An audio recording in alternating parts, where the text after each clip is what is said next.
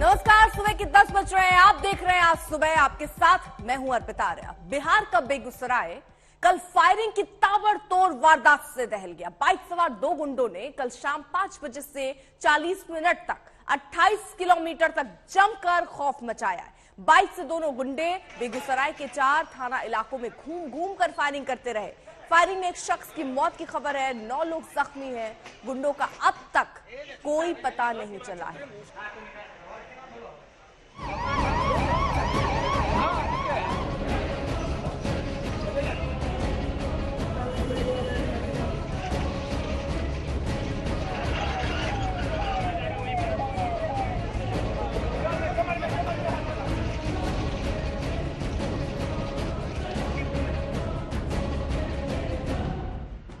सन्नाटे को चीरती सायरन की आवाज, देर शाम को हाईवे पर लोगों की भीड़ और पुलिस के आला अधिकारियों की मौजूदगी।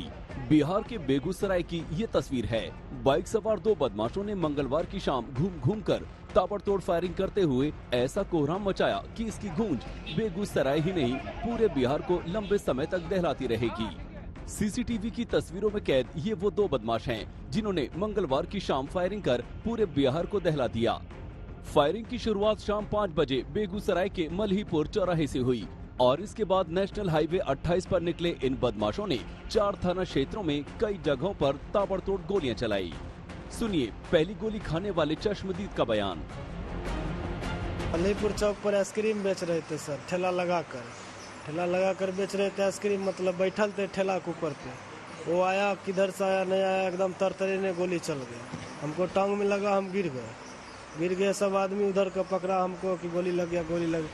फुलवरिया, बछवाड़ा, तेघड़ा, चकिया, बेगूसराय के 4 थाना क्षेत्र में ये बाइक सवार दो गुंडे फायरिंग कर तांडव मचाते रहे, लेकिन पुलिस कुछ नहीं कर पाई। अब सीसीटीवी की इस तस्वीर के सहारे बदमाशों की तलाश हो रही है। जो फुटेज हम लोग को अभी तक मिले हैं, हम लोग ने 3 टीमें बना के फुटेज का हम लोग एनालिसिस करवा रहे हैं और मैं भी उसी क्रम में फील्ड में निकला हुआ हूं। तो फुटेज में हम लोग को एक मोटरसाइकिल पे 2 अपराधी की उसमें देखते हुए मिले हैं, लेकिन इनकी जो पहचान है वो अभी हम लोग करवा रहे हैं और हमारे जो पड़ोस के जिले हैं हमने उनको भी अलर्ट कर दिया है, उनसे भी सूचना मांगी है। तो हमारे जितने भी रास्ते पे सीसीटीवी फुटेज है हम लोग सबको चेक करा रहे हैं और मैंने 3 स्पेशल टीमें बना दी हैं इनकी रेड्स करने के लिए और हम लोग सभी जगहों पे इनकी रेड्स करा रहे हैं। गुंडों की फायरिंग में कुल 10 लोगों को इन बदमाशों ने गोली मारी, जिनमें से एक चंदन कुमार नाम के शख्स की मौत हो गई। फायरिंग की इस वारदात से लोगों में भारी खौफ और गुस्सा है। मृतक चंदन कुमार के परिजन और स्थानीय लोगों ने बरौनी थाना के पास मोती चौक पर प्रदर्शन किया। एसपी और पुलिस के आला अधिकारियों ने समझा बुझाकर आक्रोशित लोगों को शांत किया। ये अपने परिवार का सबसे अहम खंभा था। अपने परिवार को एक अकेले मतलब कमा करके पूरा परिवार का लालन पालन करता था, पोषण करता था, मजदूर आदमी था। हम चाहते हैं कि इनको जो है एक इनके घर में सरकारी नौकरी मिले। जख्मी लोगों का इलाज बेगूसराय के सिविल और निजी अस्पतालों में चल रहा है। जख्मी लोगों का हालचाल लेने देर रात बिहार के पूर्व मंत्री शाहनवाज हुसैन पहुंचे।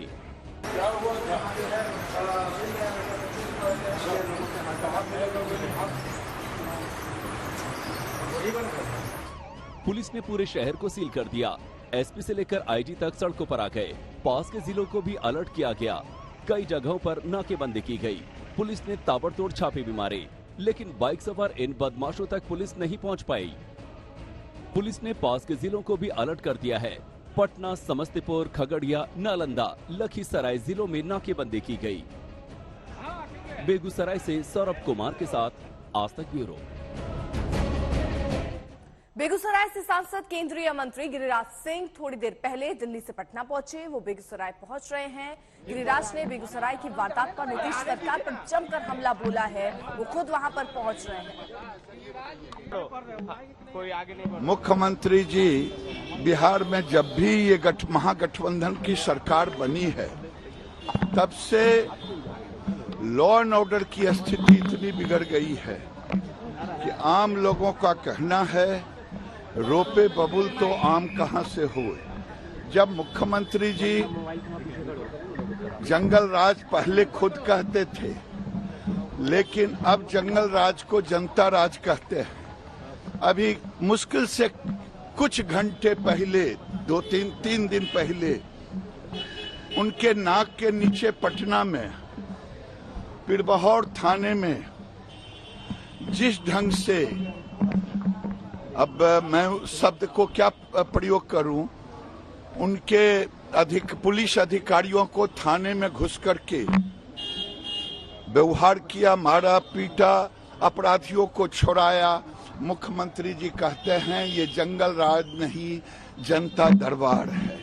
अगर परिभाषा बदल दिए हैं, क्या उनको डर लग रहा है कि जंगल राज को स्वीकारें? समीक्षा आपने की, क्राइम पर आपने अधिकारियों के साथ समीक्षा की, लेकिन ढाक के 3 पात हो गए मुख्यमंत्री जी। रोहित सिंह हमारे साथ हमारे सहयोगी बेगूसराय से इस वक्त जुड़ चुके हैं। रोहित, इतना समय बीतने के बावजूद अभी तक पता नहीं चल पाया वो कौन से शख्स थे, लेकिन ये कितने बेखौफ थे, इतने किलोमीटर ये गोली चलाते हुए चले जाते हैं, हेलमेट तक नहीं लगाते, मुंह भी नहीं ढकते हैं। अब प्रदर्शन भी हो रहा है और राजनीति भी।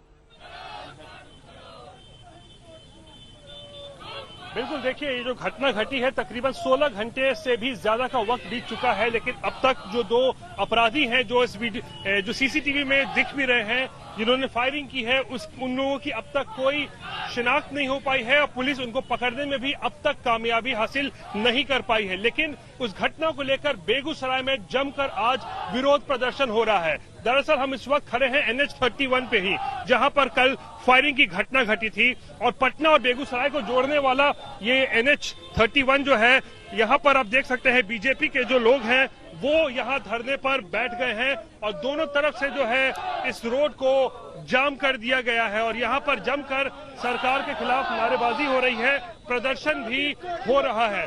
बात करते हैं कुछ लोगों से, क्यों आप लोग ये प्रदर्शन कर रहे हैं? ये जो कल जो घटना घटी है ये मूल रूप से आतंकवादी घटना है। 40 किलोमीटर के रेडियस में एक मोटरसाइकिल पर सवार आदमी गोली चलाते हुए हर एक चौक चौराहा पर गरीब आदमी जो ठेला और दुकान लगाता है, बर्फ का दुकान, अंडा का दुकान, वैसे आदमी को गोली लगी है। मैं सरकार से कहना चाहता हूं, जो ये जंगल राज 2 का जो आगमन हुआ है उसके ऊपर नीतीश जी सुशासन कहाँ गए? उनका सुशासन कहने के लिए है। वो गरीब आदमी रोज का रोज आतंक घटना होती है, रोज रोज गोली का वार होता है, क्राइम बढ़ गई है पूरे बिहार में। ये तो जंगल राज 2 का आगमन है। मैं नियमित सरकार से आह्वान करना चाहता हूं, अगर ये क्राइम नहीं रुकी तो मैं निरंतर ये धरना और प्रदर्शन जारी रखूंगा। तो देख सकते हैं सरकार के खिलाफ यहाँ पे नारेबाजी हो रही है, सरकार पे ऊपर आरोप लगाए जा रहे हैं कि क्राइम बढ़ गया है, जंगल राज 2 की बात कर रहे हैं। लेकिन आप तस्वीरें देखिए किस तरीके से NH31 यहाँ पूरी तरीके से जाम हो गया है दोनों तरफ से, और ये वही रूट है पटना को बेगूसराय से जोड़ने वाला, जहां पर कल 2 अपराधियों ने ताबड़तोड़ फायरिंग की, कई जगहों पर फायरिंग की, जिसमें 10 लोगों को गोली लगी और एक व्यक्ति की उसमें मौत हो गई है। और आज बीजेपी इस पूरी घटना को लेकर बेगूसराय में जगह जगह पर प्रदर्शन कर रही है। बिल्कुल रोहित, ये तस्वीरें भी आप दिखा रहे हैं, लोग प्रदर्शन कर रहे हैं। अब गिरिराज सिंह भी वहां पर पहुंचने वाले हैं, वो कब तक पहुंचेंगे, उनको लेकर क्या अपडेट? और अभी पुलिस की तरफ से क्या कहा जा रहा है? इतना लंबा वक्त होने के बाद सीसीटीवी तस्वीरें सामने हैं, अभी तक ये गिरफ्त में क्यों नहीं आए? देखिए, जहां तक गिरिराज सिंह की बात है, वो कल जैसी घटना घटी थी उसके बाद उन्होंने कहा था कि वो आज सुबह ही पटना पहुंचेंगे और बेगूसराय के लिए कूच करेंगे। रास्ते में हमारी बात हुई है उनसे, तकरीबन आधे घंटे के अंदर में वो बेगूसराय पहुंचने वाले हैं, जो कि उनका संसदीय क्षेत्र भी है। लेकिन जहां तक पुलिस कार्रवाई की बात है, तो मैंने बताया 16 घंटे से ज्यादा का वक्त बीत चुका है। सीसीटीवी फुटेज में भी 2 व्यक्ति दिख रहे हैं, जो 2 अपराधी बताए जा रहे हैं, वो भी दिख रहे हैं। लेकिन उसके बावजूद भी अब तक पुलिस के हाथ खाली है। हालांकि जो साथ के जिले हैं बेगूसराय से जिनकी सीमा लगती है, पटना, लखीसराय, खगड़िया, नालंदा, इन सब जगहों पर, इन सब बॉर्डर्स पे जो है चौकसी बढ़ाई गई है। लेकिन अभी तक जो है ये 2 अपराधी कहां छुपे हुए हैं और इनकी धरपकड़ की कोशिश की जा रही है। पुलिस कह रही है, जो पुलिस कप्तान है यहाँ के एसपी, उनका कहना है कि टीम गठित कर दी गई है, ताबड़तोड़ छापेमारी भी कई इलाकों में चल रही है, लेकिन अब तक अपराधी पकड़ में नहीं आ पाए हैं और बड़े सवाल खड़े हो रहे हैं जिस तरीके से कानून और व्यवस्था की स्थिति है और ये तस्वीरें जो हम दिखा रहे हैं वो अपने आप में बताता है कि किस तरीके से यहाँ बेगूसराय में जो है दहशत फैलाने की कोशिश की गई है और लगातार बीजेपी और विपक्ष जो है इस पूरे घटना को लेकर सरकार के ऊपर हमलावर है। तो अब बीजेपी ने अपनी आगे की रणनीति भी बना ली है। लोग देखिए वहां पर कितने इकट्ठे हैं। जरा रोहित जरा तस्वीरें दिखाइए। ये परिवार के लोग हैं जो नाराजगी जता रहे हैं, जो विरोध प्रदर्शन कर रहे हैं और सड़क पर जाम लगाया हुआ है। रोहित, कोई प्रशासन के आला अधिकारी पहुंचे इनसे मुलाकात कर लें? जी देखिए, अभी तक प्रशासन का कोई भी नुमाइंदा इनसे बात करने के लिए यहाँ पर नहीं पहुंचा है, लेकिन हम दिखाना चाहेंगे तस्वीरें कि किस तरीके से जो ये घटना घटी है इससे बेगूसराय के लोग आक्रोशित हैं और यहाँ पर जमकर लगातार रोड को जाम कर दिया गया है। सरकार के खिलाफ नारेबाजी की जा रही है और इनका आरोप है कि दहशत फैलाने की कोशिश की जा रही है, सुशासन कहीं नजर नहीं आ रहा है। एक व्यक्ति से और बात कर लेते हैं। आपको क्या कहना है पूरी घटना के बारे में? आप लोगों ने पूरा सड़क जाम किया हुआ है। हमारा कहना है जो कल जो खड़े हो जाइए जी, क्या कहेंगे आप? हमारा कहना है कल जो आतंकवादी कार्रवाई हुई है कि कल इसके पहले भी लगातार 1 महीना से हो रहा है। तो आतंकवादी कार्रवाई क्यों आप लोग बता रहे हैं? इसको बहुत बड़ी साजिश है, ये आतंकवादी कार्रवाई है। इसको सरकार इसको लावे, इसको दर्शावे क्या है। जैसे साजिश भी हो सकता है, आतंकवादी कार्रवाई हो सकता है। तो जब तक उन्हें होता है तब तक हम जो कहते हैं सरकार का दोष है, प्रशासन का दोष है। हम लोग का कहना है, हमारी मांग है, जो जिस आदमी की मृत्यु हुई है इसमें, इस कार्रवाई में जिस आदमी की मृत्यु हुई है उसका जो है उसके आश्रित को नौकरी दिया जाए, उचित मुआवजा दिया जाए और जो घायल हुए हैं इसको दिया जाए, किया जाए। और सबसे बड़ी मांग है ऐसी कार्रवाई फिर आगे नहीं हो, इसके लिए प्रशासन कार्रवाई करे, अन्यथा हम लोग इसी तरह और अब उग्र रूप होगा सर। नाराज लोग भी यहाँ पर हैं। आप बताइए क्या नाम हुआ आपका? इधर हिमांशु कुमार। हिमांशु, आप क्या स्थानीय लोग नागरिक है या किसी पार्टी से जुड़े हुए हैं? नहीं, हम कोई पार्टी से नहीं है सर। क्या आप क्यों नाराज हैं? आप यहाँ क्यों? बस सर, ये जो प्रशासन करप्ट है यहाँ का, और सिर्फ यही है, प्रशासन के चलते ही ऐसा हो रहा है। यहाँ 40-42 किलोमीटर के दरमियान गोली चलाया और 7-8 थाना पड़ता है। इसमें मतलब कि 7-8 थाना प्रभारी और पुलिसकर्मी ये 2 अपराधी को गिरफ्तार नहीं कर सकते हैं। तो क्या लगता है कि पुलिस की नाकामी भी है? एकदम बिल्कुल नाकामी है। आए दिन बेगूसराय में घटना होती रहती है। बेगूसराय में एक भी दिन वैसा नहीं है कि जो आए दिन छीन छोड़ लूटपाट मर्डर आए दिन होता रहता है। ये कहीं ना कहीं बिहार सरकार और जिला प्रशासन की नाकामी है, जिसकी वजह से आए दिन जनता त्रस्त हो गई है। आए दिन कल जो घटना हुई, 11-12 लोगों को गोली मारा गया, उसका जिम्मेवारी कौन है? या तो बिहार सरकार है। बिहार सरकार जो है से पुलिस प्रशासन को छूट नहीं दे रही है, या तो एक पुलिस प्रशासन बिहार में क्या करेगी? शराब माफिया को संरक्षण देगी या शराब बिकवाएगी या जो है से चोर पॉकेट मार को पकड़ेगा? बिहार पुलिस करेगा तो करे, तो उसका हाथ पकड़ के बिहार सरकार रखा हुआ है। अगर पुलिस को छूट दे दिया जाए तो एक भी क्राइम बिहार में नहीं होगा। जाहिर सी बात है, इनका आरोप है कि अगर पुलिस को काम करने दिया जाए तो ऐसी घटनाएं नहीं घटेंगी। लेकिन सवाल खड़े हो रहे हैं कि ये जो तकरीबन 40 मिनट तक ये घटना घटी है और तकरीबन बताया जा रहा है कि 28 से 30 किलोमीटर तक का जो ये पूरा रूट है जिस पर इन लोगों ने फायरिंग की, तो आखिर इसमें 4 पुलिस थाने भी पड़ते हैं। तो आखिर इन 4 पुलिस थानों की पुलिस कर क्या रही थी जितने 1 घंटे तक जब अपराधी दहशत फैला रहे थे, गोलीबारी कर रहे थे? तो आखिर इन सब थानों की पुलिस कर क्या रही थी? इसको लेकर बड़े सवाल खड़े हो रहे हैं। ठीक है रोहित, तमाम सवाल देखिए खड़े हो रहे हैं। या विरोध प्रदर्शन अलग हो रहा है, लेकिन अभी भी सवाल वही बना हुआ है। 16 घंटे से ज्यादा का वक्त हो चुका है, वो 2 मोटरसाइकिल सवार अभी तक पुलिस की गिरफ्त में क्यों नहीं आए? बहुत बहुत शुक्रिया रोहित तमाम जानकारी के लिए। सितंबर का महीना चल रहा है, लेकिन आसमानी आफत कम होने का नाम नहीं ले रही। मॉनसून एक बार फिर मुसीबतों की बारिश कर रहा है। मैदान से लेकर पहाड़ तक मॉनसून का कहर देखने को मिल रहा है। जमशेदपुर में आसमान से बारिश हुई तो पानी ने सरकारी अस्पताल का रुख कर दिया। अस्पताल के वार्ड में पानी घुसा तो मरीज बेहाल होने लगे। स्टाफ पानी को निकालने की कोशिशों में लग गया। डॉक्टर्स लाचार नजर आने लगे, सिस्टम पर सवाल उठाने लगे। क्या कहें बताइए, सब तो ये तो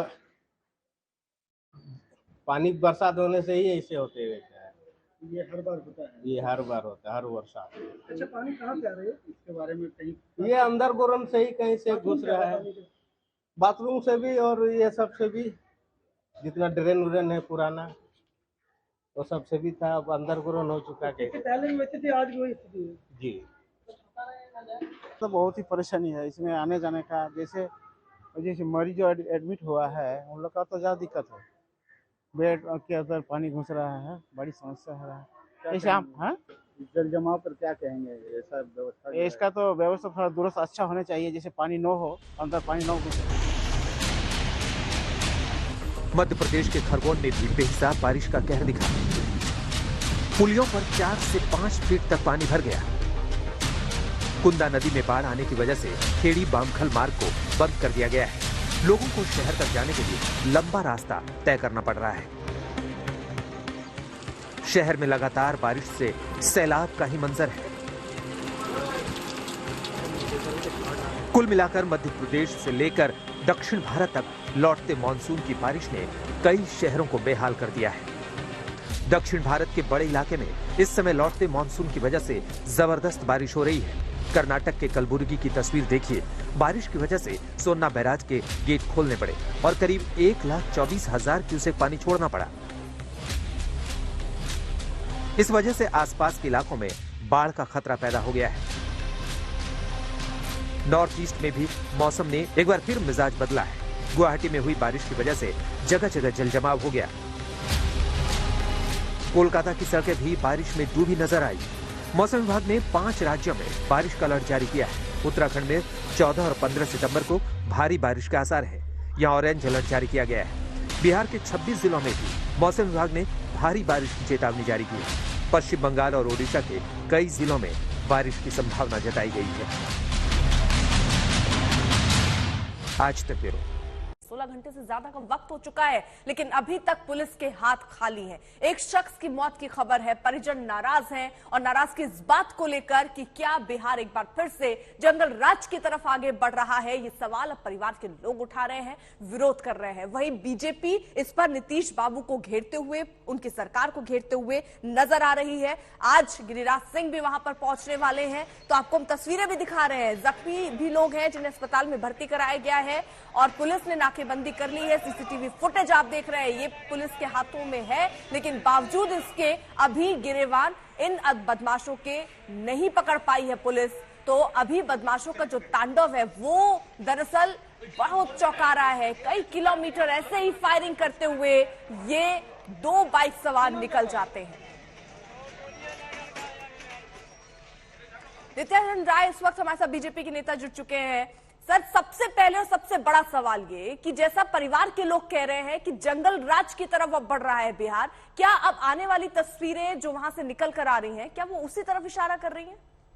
नहीं, बढ़ नहीं रहा है, बढ़ चुका है जंगल राज की तरफ। आतंक का राज है। जैसा आप बताएं कि बदमाशों का तांडव जिस प्रकार से बेगूसराय में हुआ, 10 किलोमीटर तक फायरिंग और दर्जन भर लोग घायल हो गए, उसमें लोगों की मौत भी हुई है और स्वतः पूरा बेगूसराय बंद भी है। जिस दिन से नीतीश कुमार जी और तेजस्वी जी के गठबंधन की सरकार बनी है, उस दिन से बेगूसराय की घटना हम तत्काल देख रहे हैं। लेकिन रोज कहीं न कहीं बड़ी वारदातों को यहाँ आतंक मचाकर उपद्रवियों द्वारा, बदमाश क्रिमिनल्स द्वारा अंजाम दिया जा रहा है। लोग यहाँ लूटे जा रहे हैं, हत्याएं हो रही है, मासूम बच्चियों के साथ बलात्कार हो रहा है, पुलिस एफआईआर नहीं ले रही है और सरकार कान में तेल डालकर सोई हुई है। उन्होंने बदमाशों को एक तरह से पूरी छूट दे दी है। अपने 15 वर्षों के उस शासन काल को लोग याद करके सहमते थे। अभी इस 1 महीने के इस शासन काल में नीतीश जी और तेजस्वी जी के इस शासन काल में लोग 1 महीने में इतने सहम चुके हैं कि बिहार से पलायन शुरू हो गया है। यहाँ उद्योग व्यापार करने वाले लोग जो आने वाले थे वह रुक गए हैं और यहाँ से पलायन भी शुरू हो गया है।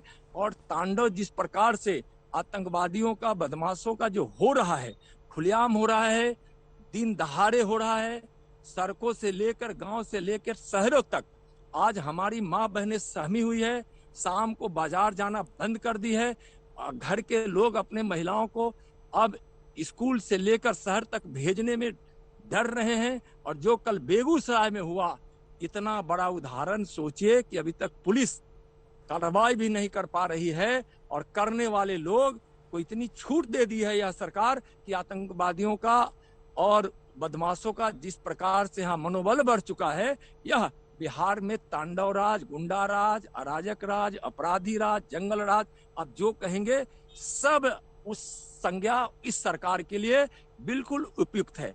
मैं कहना चाहूंगा स्पष्ट रूप से कि बिहार के लोग सहम गए हैं। सरकार इन अपराधियों पर कार्रवाई करे। आज बेगूसराय में हमारे माननीय गृहराज्य जी भी पहुंच चुके हैं। लोग वहां स्वतः स्फूर्त बंद भी रखा है, और बिहार की जनता जाग गई है, अपराध को बर्दाश्त नहीं करेगी। नित्यानंद जी, बीजेपी की अपनी भूमिका क्या रहेगी? क्योंकि यहाँ पर सरकार कह रही है कि हम कोशिश कर रहे हैं। वो अलग बात है कि देखिए 16 घंटे से ज्यादा का वक्त हो चुका है, अभी तक कौन है ये पता ही नहीं चल पाया, लेकिन वो कह रहे हैं कि ऐसे मुद्दों पर राजनीति करने उतर पड़ती है बीजेपी। नहीं, बीजेपी राजनीति नहीं कर रही है। बिहार की स्थिति को बिहार भी देख रहा है, देश दुनिया सब लोग देख रहे हैं। और चूंकि यह कारण सबसे बड़ा कारण है कि सरकार अपराधियों को संरक्षण देने में लगी है, कार्रवाई करने की कोशिश नहीं कर रही है, अपराधियों का मनोबल बढ़ा रही है, संरक्षण उसको दिया जा रहा है। तो जो आज बिहार सरकार का संरक्षण जो अपराधियों को प्राप्त हो रहा है, उसके कारण उसका मनोबल बढ़ा हुआ है। भारतीय जनता पार्टी इस अपराध प्रवृत्ति और सरकार के उस अपराधियों को संरक्षण देने और अपराधियों द्वारा घिनौने कार्यों को, चाहे हत्या हो, बलात्कार हो, या लूट हो, खसोट हो, डकैती हो, उस सब के लिए भारतीय जनता पार्टी कमर कसकर आज सरकार के खिलाफ करने के लिए, जनता को हक दिलाने के लिए, बिहार को न्याय दिलाने के लिए आप एकदम तत्पर है। हमेशा तत्पर रही है, आगे भी तत्पर रहेगी, अभी भी तत्पर है। और बड़ी भर्त्सना जितनी की जाए बेगूसराय की घटना की या इस प्रकार के बिहार में हुए सारे घिनौने घटनाओं की, वह कम होगा। नीतीश जी को मैं कहना चाहता हूं, तेजस्वी जी को, कि अभी से भी आप अपराधियों को संरक्षण देना बंद कीजिए, उस पर कार्रवाई कीजिए, नहीं तो भारतीय जनता पार्टी सड़कों पर उतरेगी, बिहार को न्याय दिलाएगी। नित्यानंद जी, आपको क्या लगता है जिम्मेदारी ज्यादा किसकी? क्योंकि देखिए है तो दोनों की ही सरकार, लेकिन नीतीश के साथ तो आपका भी गठबंधन था जेडीयू के साथ, तब ऐसी घटनाएं आप कह रहे हैं नहीं होती थी। क्या आरजेडी को सीधे तौर पर आप जिम्मेदार समझेंगे इस वक्त कि बेखौफ हुए अगर ये गुंडे? तो इसलिए दोनों समान रूप से महागठबंधन की सरकार है। यहाँ नीतीश जी भी उतने जिम्मेवार हैं, तेजस्वी जी भी उतने जिम्मेवार हैं। और नीतीश जी तो देखे थे 15 वर्षों के शासनकाल को, और वही कहते थे कि आरजेडी गुंडों की पार्टी है, परिवार की पार्टी तो है ही, जग जाहिर है। और उसी से समझौता करके जो आज गुंडों को, अपराधियों को संरक्षण नीतीश जी और तेजस्वी जी की सरकार में मिल रही है, यह बहुत ही बड़ा अन्याय है। इस अन्याय से बिहार की जनता अवगत है और सरकार को जवाब देगी। सर, बीजेपी किस तरीके से प्रोटेस्ट करने वाली है? क्या परिवार के लोगों से भी आप मुलाकात करना चाह रहे हैं, या किस तरीके से बीजेपी अब इस पर एक्शन जा रहे हैं? जहां भी घटनाएं हो रही है, भारतीय जनता पार्टी के लोग जा रहे हैं, हमारे पार्टी के अध्यक्ष भी जा रहे हैं, पार्टी में विधान सभा में हमारे विपक्ष के नेता जा रहे हैं, विधान परिषद में हमारे विपक्ष के नेता जा रहे हैं।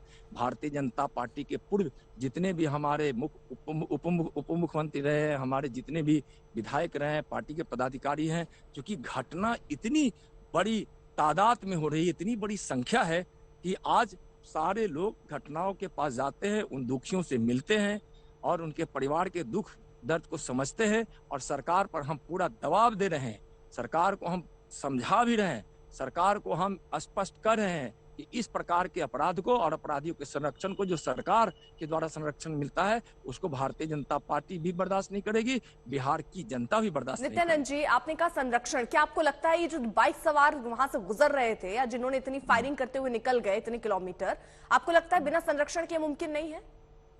बिना संरक्षण के मुमकिन नहीं है, और इतिहास ही है आरजेडी का कि परिवारवाद की पार्टी होकर अपराधियों को संरक्षण देना, और अब उस संरक्षण में नीतीश जी का बर्दाश्त भी प्राप्त है, उनका भी हाथ है। अपराधियों पे कार्रवाई नहीं हो रही है, औपचारिकता पूरी की जा रही है। आप कई घटनाएं ऐसी आई है जहां माँ बहनों के साथ बलात्कार हो गया है, पुलिस एफआईआर नहीं ले रही है, तो वहां जाकर हमारे प्रतिपक्ष के नेता को जाना पड़ा। एफआईआर कराने के लिए भी अब भारतीय जनता पार्टी के नेताओं को आंदोलन करना पड़ रहा है। तो यह बहुत भयावह स्थिति बिहार की हो गई है। इससे बिहार का विकास भी बाधित हो रहा है, और फिर वही माहौल गुंडा राज का माहौल पूरे बिहार में व्याप्त हो गया है। सर, ये देखिए, बीजेपी एक पार्टी के तौर पर विरोध जता रही है, गिरिराज सिंह भी वहां पर पहुंच रहे हैं, जो राजनीति का आरोप बीजेपी पर लगता रह रहा है वो अलग। लेकिन दूसरी तरफ जिस तरीके की स्थिति इस वक्त बिहार में है, क्या केंद्रीय एजेंसियां भी कोई लगाम लगाएंगी, या सिर्फ बयानों और सिर्फ वहां पहुंचकर संवेदना जताने के अलावा बीजेपी का इस पर भी कोई स्टैंड होगा? केंद्रीय एजेंसियां इस पर कुछ कदम उठाएंगी? देखिए, लॉ एंड ऑर्डर यह राज्य का विषय होता है। आप जानते हैं कि भारत की इस संवैधानिक व्यवस्था में राज्य के अंदर लॉ एंड ऑर्डर है, जिम्मेदारी हर राज्य की है। लेकिन राज्यों से हम अनुरोध जरूर करते हैं, उनको सुझाव देते हैं कि जहां भी इस प्रकार की अराजक राज पैदा होता है, जहां भी गुंडा राज स्थापित होते हैं, अपराध बढ़ते हैं, अन्याय होते हैं, मां बहनों के साथ बलात्कार की घटना से लेकर उनके साथ छेड़खानी, हत्या, बलात्कार, डकैती, इस प्रकार की लॉ एंड ऑर्डर बाधित होती है, तो केंद्र सरकार जरूर राज्यों के पास सुझाव भेजते हैं कि आप इसको नियंत्रित करें, इस पे लगाम लगाए, अपराधियों पे कार्रवाई करे। ऐसा सुझाव जाता है केंद्र का, हमेशा केंद्र की ओर से। जब बिहार की स्थिति वही है। तो अभी आज की स्थिति को देखते हुए सर, कोई सुझाव या कुछ ऐसा केंद्र की तरफ से कदम उठाया गया है क्या? मैं उनको सुझाव भी दे रहा हूं, मैं उनको सलाह भी दे रहा हूं, उनसे अनुरोध भी कर रहा हूं कि अपराधियों पर लगाम लगाए, कार्रवाई करे। राज्य सरकार का यह कर्तव्य बनता है। जिस कर्तव्य से बिहार सरकार विमुख हो गई है, उस पर हम कहना चाहेंगे राज्य सरकार को कि अपराधियों पर कार्रवाई करे, अपराध पर लगाम लगाए। यह राज्य की ड्यूटी है, यह राज्य का कर्तव्य है। सर, अभी देखिए, गैंगस्टर पर आप डोजियर तैयार किया गया, पंजाब हो, उत्तर प्रदेश हो, कई जगहों पर तैयारी हो रही है केंद्र सरकार की, एनआईए की। लेकिन यहाँ क्या बिहार में भी ऐसी स्थितियां बनेंगी? आप सोच रहे हैं कि यहाँ पर भी कुछ ऐसा होना चाहिए? देखिए, एनआईए वहां जाती है जहां जो मुद्दे या तो एक राज्य से दूसरे राज्य का होता है, राष्ट्रीय स्तर का होता है, अंतर्राष्ट्रीय स्तर का होता है, देश की सुरक्षा से जुड़ा होता है, देश की संप्रभुता से जुड़ा होता है। लेकिन इस प्रकार की घटनाएं जो अपराधियों द्वारा राज्यों में होता है, जो बिहार राज्य में भी हो रहा है, यह राज्य सरकार के कर्तव्य के अंतर्गत है। लॉ एंड ऑर्डर इस प्रकार की हत्या, बलात्कार इस प्रकार की है। इसलिए हम बिहार राज्य का यह कर्तव्य है। यहाँ के मुख्यमंत्री, उप मुख्यमंत्री जी को इस पे सोचना चाहिए, उन लोगों को कार्रवाई करना चाहिए। हम उनसे सलाह भी दे रहे हैं, उनसे हम अनुरोध भी कर रहे हैं। और जो केंद्र की एजेंसियां है, जरूरत पड़ने पे जाती है, एजेंसियों को, केंद्र एजेंसी किन किन विषयों को लेगी, इसके नॉर्म्स बने हुए हैं, उसके बिंदु तय है, उस हिसाब से केंद्र की एजेंसी जाती है। लेकिन जिस प्रकार की घटनाएं अभी घट रही है बिहार राज्य में, यह राज्य सरकार के अंतर्गत लॉ एंड ऑर्डर है। और यह लॉ एंड ऑर्डर का सवाल है जो राज्य सरकार को तत्परता से इससे निपटनी चाहिए। जी, बहुत बहुत शुक्रिया आपका हमसे जुड़ने के लिए। तो नित्यानंद राय, केंद्रीय गृह राज्य मंत्री, वो बाकायदा बता रहे थे कि किस तरीके से गुंडा राज बिहार में बढ़ रहा है, बीजेपी का आगे क्या स्टैंड रहेगा वो भी वो बता रहे हैं। हालांकि गिरिराज सिंह वहां पर पहुंचे हैं और वहां पहुंचकर परिवार वालों से भी वो मिल सकते हैं। रोहित सिंह हमारे सहयोगी, उनकी एक ग्राउंड रिपोर्ट आपको दिखाते हैं। ये जो घटना घटी है, तकरीबन 16 घंटे से भी ज्यादा का वक्त बीत चुका है, लेकिन अब तक जो दो अपराधी हैं जो जो सीसीटीवी में दिख भी रहे हैं, जिन्होंने फायरिंग की है, उन लोगों की अब तक कोई शिनाख्त नहीं हो पाई है और पुलिस उनको पकड़ने में भी अब तक कामयाबी हासिल नहीं कर पाई है। लेकिन उस घटना को लेकर बेगूसराय में जमकर आज विरोध प्रदर्शन हो रहा है। दरअसल हम इस वक्त खड़े हैं NH-31 पे ही, जहां पर कल फायरिंग की घटना घटी थी और पटना और बेगूसराय को जोड़ने वाला ये NH-31 जो है, यहाँ पर आप देख सकते हैं बीजेपी के जो लोग हैं वो यहाँ धरने पर बैठ गए हैं और दोनों तरफ से जो है इस रोड को जाम कर दिया गया है और यहाँ पर जमकर सरकार के खिलाफ नारेबाजी हो रही है, प्रदर्शन भी हो रहा है। बात करते हैं कुछ लोगों से, क्यों आप लोग ये प्रदर्शन कर रहे हैं? ये जो कल जो घटना घटी है, ये मूल रूप से आतंकवादी घटना है। 40 किलोमीटर के रेडियस में एक मोटरसाइकिल पर सवार आदमी गोली चलाते हुए हर एक चौक चौराहा पर गरीब आदमी जो ठेला और दुकान लगाता है, बर्फ का दुकान, अंडा का दुकान, वैसे आदमी को गोली लगी है। मैं सरकार से कहना चाहता हूं, जो ये जंगल राज 2 का जो आगमन हुआ है, उसके ऊपर नीतीश जी सुशासन कहाँ गए? उनका सुशासन कहने के लिए है। वो गरीब आदमी रोज का रोज आतंक घटना होती है, रोज रोज गोली का वार होता है। तो 40 मिनट 28 किलोमीटर और ताबड़तोड़ गोलियां। ये पूरा घटनाक्रम वहां घटा और अभी तक पुलिस के हाथ खाली। अब आपको वाराणसी का एक मदरसा दिखाते हैं। ये मदरसा वैसे तो सरकारी मदद से चलता है, लेकिन यहाँ भी बच्चों की पढ़ाई का स्तर औसत दर्जे का नहीं है। आज तक संवाददाता समर श्रीवास्तव की ये रिपोर्ट।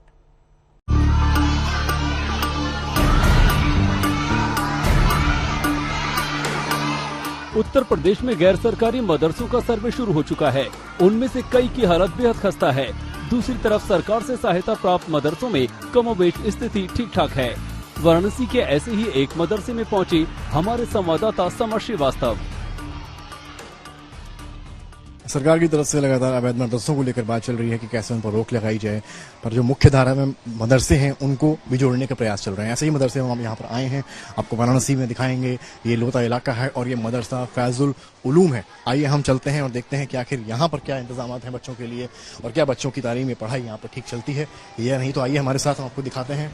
ये वो मदरसा है, आप हमारे साथ कैमरामैन संदीप आ रहे हैं और यहाँ से हम एंटर कर रहे हैं इस मदरसे के अंदर और आप देखेंगे कि यहाँ पर तमाम वो टीचर्स हैं। यहाँ पर ये देखते हैं, ये जरा देखिए, यहाँ पर भारत के वर्तमान राष्ट्रपति श्रीमती द्रौपदी मुर्मू, भारत के वर्तमान उपराष्ट्रपति जगदीप, भारत के वर्तमान प्रधानमंत्री नरेंद्र दामोदर दास मोदी। तो ये इन्होंने यहाँ पर चीजें लिखी, जो मेन पॉइंटर्स होते हैं वो लिखे हुए हैं। आप इधर आते हैं तो आप देखते हैं यहाँ पर एक टाइम टेबल लगा है जिसमें उर्दू में लिखा है थियोलॉजी, हिस्ट्री, मैथ, ज्योग्राफी, यानी कि जो क्लासेस होती हैं वो यहाँ पर चलती हैं। तो यहाँ पर एक तरह से व्याख्या दी गई है, बच्चों के लिए आसानी रहेगी, वो टाइम टेबल देख के अपने हिसाब से आ पाएं। और ये जो मुझे प्रतीत होती है एक लाइब्रेरी लगती है, जहाँ आप अगर देखते हैं तो यहाँ पर बच्चों के लिए किताबें रखी हैं कि वो यहाँ पर आकर पढ़ाई देख सकते हैं। इसके अलावा दाखिला, यानी कि जब आपका किसी मदरसे में दाखिला होता है उसके लिए क्या क्या चीज़ें आपको चाहिए होती हैं, उसकी भी यहाँ पे आप देखेंगे। दाखिले के लिए निम्न दस्तावेज़: बच्चों के आधार कार्ड, जन्म प्रमाण पत्र, एक फोटो, मोबाइल नंबर, लड़के अभिभावक का बैंक पासबुक का फोटोकॉपी, यदि किसी दूसरे मदरसे या स्कूल में पढ़े हैं तो उसका टीसी। तो ये सारी चीजें आपको एडमिशन के लिए चाहिए होती हैं, जो यहाँ पर इन्होंने लगा रखा है कि अगर आपको लेना है तो आप देख सकते हैं। और अब आपको मैं ले चलूंगा क्लासेस की तरफ। जो अगर आप इधर देखें, यहाँ पर एक टीचर हैं जो छोटे छोटे बच्चों को यहाँ पढ़ा रही हैं। क्लास का नाम लिखा है, बाहर भाग संख्या लिखी है और तमाम बच्चे छोटे छोटे जो हैं यहाँ पर, वो यहाँ इस मदरसे में शिक्षा ग्रहण कर रहे हैं। मदरसों पर आरोप लगता है कि यहाँ सिर्फ धार्मिक शिक्षा दी जाती है, लेकिन यहाँ बच्चों को अंग्रेजी भी पढ़ाई जा रही है। सर, क्या पढ़ाई हो रही है, क्या पढ़ा रहे हैं? ये इंग्लिश पढ़ा रहे हैं, आज शेप्स पढ़ा रहे हैं बच्चों को। जी हाँ, बच्चों को जो है शेप्स के बारे में बता रहे हैं, आयत, वर्ग, स्क्वायर, ये सारी चीजें बता रहे हैं। बच्चे भी ध्यान से पढ़ते हैं। कौन कौन से पीरियड्स लगते हैं, क्लासेस कौन कौन से लगते हैं सब्जेक्ट्स के? इस क्लास में सब्जेक्ट्स ओवरऑल कितने लगते होंगे? इंग्लिश है, हिंदी है, मैथ्स है और उर्दू है और डिक्टेशन वगैरह है। बच्चों को सबसे ज्यादा मजा कौन सा सब्जेक्ट पढ़ने में आता है? सबसे ज्यादा सभी बच्चे पढ़ते हैं सब्जेक्ट। इंग्लिश भी पढ़ते हैं बड़े शौक से और मैथ तो बहुत ज्यादा पढ़ते हैं अच्छे से। हाँ, मैथ्स पढ़ते हैं और हिंदी पढ़ते हैं, उर्दू पढ़ते हैं, सारी चीजें पढ़ते हैं। क्या पढ़ाई हो रही है आज? इंग्लिश। पढ़ाई क्या लिखा है आपने? इंग्लिश। ये सर्किल है, सर्किल क्या होता है? इंग्लिश। ये स्क्वायर क्या होता है? क्या लिख रहे हैं आप? क्या लिख रहे हैं? हाँ, क्या लिख रहे हैं? रेक्टेंगल। अच्छा, इसको हिंदी में क्या कहते हैं? नेशनल एंथम आता है आपको? नहीं आता है, थोड़ा सा भी नहीं आता है। जनगण मन आता है? जनगण मन आता है, सुनाइए। नहीं आता। नहीं आता। आपको जनगण मन आता है? नहीं आता है। यहाँ सिखाया नहीं क्या? यहाँ सिखाया नहीं क्या? लेकिन अभी एकदम थोड़ा याद है। टीचर चाहे जो भी दावे करे, हकीकत आपके सामने है। क्या क्या पढ़ाया जाता है यहाँ? सारे सब्जेक्ट जो भी बोर्ड से निर्धारित सारे सब्जेक्ट हैं, सारे सब्जेक्ट उर्दू, हिंदी, अंग्रेजी, गणित, सारे सब्जेक्ट ऑल टू ऑल जो भी बोर्ड से निर्धारित हैं सारे सब्जेक्ट पढ़ाए जाते हैं। क्या रजिस्टर्ड है मदरसा आपका? कितना पुराना मदरसा है? 1940 में इसकी नींव रखी गई थी और 79 और 80 में इसकी मान्यता मिली है। 1996 सरकार से अनुदानित हुई है। सैलरी आप लोग को मिलती है? जी, सरकार से सैलरी मिलती है। आप, क्योंकि अभी आपने सुना होगा मुख्य धारा में जोड़ने की बात हो रही है, शायद आप लोग का बजट भी बढ़े आने वाले वक्त में, तो क्या चाहते हैं कि आप लोग को और मिले जिससे कि बच्चों की पढ़ाई और बेहतर हो सके? हम लोग ये चाहते हैं जैसे सरकार सिर्फ टीचर की सैलरी देती है तो कुछ न कुछ ऐसी सुविधाएं दे जिससे कि बिल्डिंग का हो और जो भी जरूरियात हो सिर्फ जो बच्चों को यहाँ टीचर को मिलती है सरकार की तरफ से, वो बच्चों को वजीफा मिलता है, ड्रेस मिलता है और सैलरी मिलती है, लेकिन इसके अलावा और कोई चीज बिल्डिंग के लिए, मेंटेनेंस के लिए नहीं मिलता है। अगर इसमें हो जाए तो थोड़ा और सुधार हो जाए। सर्वे के दौरान मदरसा संचालकों से 11 बिंदुओं को लेकर सवाल पूछे जा रहे हैं। 1. मदरसे का नाम। 2. मदरसे का संचालन करने वाली संस्था का नाम। 3. स्थापना वर्ष। 4. मदरसे की आवृत्ति का संपूर्ण विवरण कीजिए अथवा किराए के भवन में चल रहा है। 5. क्या मदरसे की इमारत छात्र छात्राओं के लिए उपयुक्त है, सुरक्षित है, पेयजल, फर्नीचर, बिजली, शौचालय है। 6. मदरसे में पढ़ने वाले छात्र और छात्राओं की कुल संख्या कितनी है। 7. मदरसे में स्कूल शिक्षकों की संख्या कितनी है। 8. मदरसे में लागू पाठ्यक्रम क्या है। 9. मदरसे की इनकम का सोर्स क्या है। 10. क्या इन मदरसों में पढ़ रहे छात्र किसी अन्य विद्यालय में नामांकित हैं। 11. क्या किसी गैर सरकारी समूह संस्था से मदरसे की संबद्धता यदि की गई है तो उसका विवरण दें। इन 11 सवालों में सिलेबस, आय के स्रोत या किसी गैर सरकारी संस्था से जुड़े होने के जो 3 सवाल हैं, वो कुछ मदरसों के लिए जी का जंजाल बन सकते हैं। वजह यह है कि कई मदरसों का कोई सिलेबस नहीं होता, धार्मिक शिक्षा पर जोर रहता है, वहीं फंडिंग कानून पेच में फंसा सकती है और गैर सरकारी संस्था से संबंध होने को लेकर भी सवाल खड़े हो सकते हैं। यही वजह है कि कुछ मदरसों का विरोध भी सामने आया है। समर श्रीवास्तव, वाराणसी, आज तक। गुजरात के पूर्व सैनिकों की रैली पर पुलिस की सख्ती से एक पूर्व सैनिक की जान चली गई। इसके बाद भड़के पूर्व सैनिकों ने ऐलान कर दिया कि लाश को लेकर सचिवालय तक जाएंगे। सैकड़ों पूर्व सैनिक अस्पताल में घुस गए। किसी तरह पुलिस ने पोस्टमार्टम के बाद शव परिजनों के सुपुर्द कर दिया, लेकिन अब इस मुद्दे पर सियासत हो रही है। गुजरात के गांधीनगर में ये सैकड़ों पूर्व सैनिक पुलिस से खफा है